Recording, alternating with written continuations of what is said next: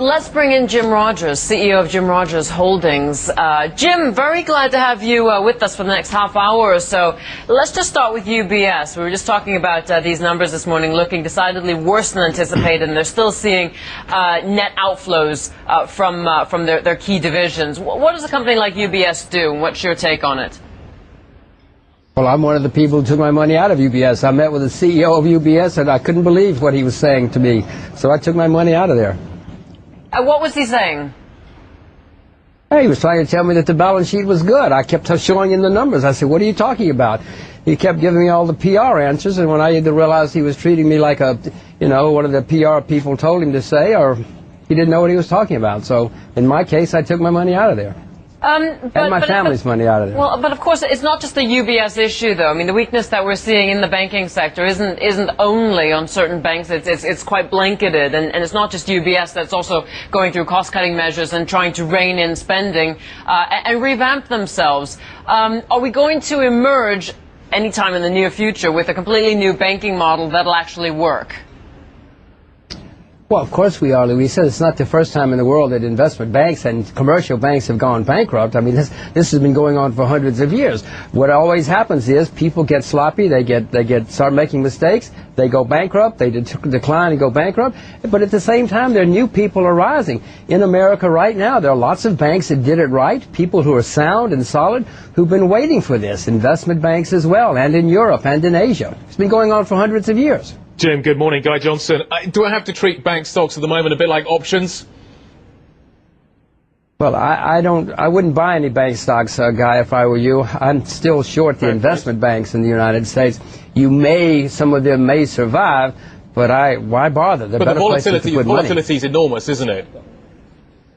But if you're a good trader, and I'm a terrible trader, I'm the world's worst trader, but if you're a good trader, I'm sure you can buy XYZ at 4 and sell it at 6. Do it, but I'm not good at that. Yeah. Hi, good morning, Jim. It's Martin here. I'm fascinated to hear what you're saying, because history shows that over the long term you have probably gotten more calls correct than a lot of other investors out there. There's no question about it. But it's just interesting for many of us that, by your own admission, the short-term views are sometimes too difficult to predict. Were you maybe astonished by the rapid decline in commodity prices in the second half of this year and again into this year, considering some of the dynamics that you might have thought would support it? Well, we've had a period of forced liquidation of everything. As you well know, Martin, you report on it every day here on CNBC. It doesn't matter about the fundamentals. You're getting margin calls, you're getting redemptions, you're losing your credit line. So we've had a forced liquidation of everything. Even the U.S. dollar is going up because all the shorts are being forced to cover. Did it go down faster than I thought? It certainly, everything went down faster than I thought. But the fundamentals of commodities are improving during all of this. The fundamentals of Bank of America are not improving. The fundamentals for General Motors are not improving. The fundamentals for commodities are improving. Some farmers cannot even get loans for fertilizer right now. You know, nobody's going to get a loan to open a mine. You're not going to see any mines of any kind open in 10 to 15 years now. So the fundamentals continue to improve. And I guess secondarily, Jim, are you surprised at all that the U.S. dollar has seemed to have found its footing, despite the fact that the government is extending the balance sheet in ways that I know for sure that you're not happy about?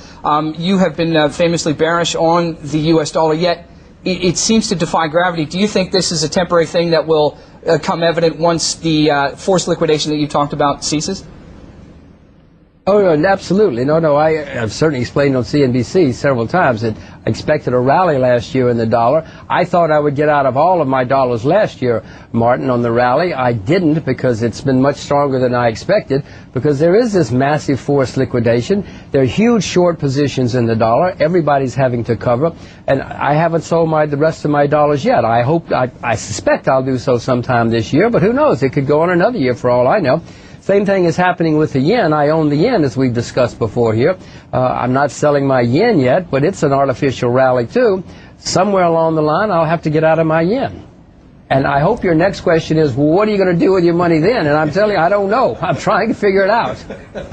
Do you, Mr. Rose, it's Neil Dwayne. I'd just like to go back to your view on the financials, if I may. I'm intrigued at the level that you meet policymakers and governments and chief executives of whether you sense that the banking industry almost globally now has started to put in place the appropriate corporate governance. It seems to me inside a lot of the banking issues, whether it's Bank of America, Merrill Lynch, or our own Barclays, Royal Bank of Scotland issues here in the UK, that the non-exec directors, the external auditors, and to some extent the regulators have just not got a grip in the last 2 years of what's been going on in financials. I'm just interested in your sense of whether we're now getting a grip in terms of corporate governance of this industry, or are they still just spiralling off doing their own thing and hoping that the taxpayer writes the check?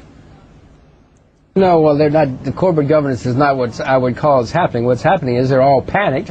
They're all cutting back everything, trying to see what they've got. Many financial institutions still don't know what they have. AIG doesn't have a clue what they've got.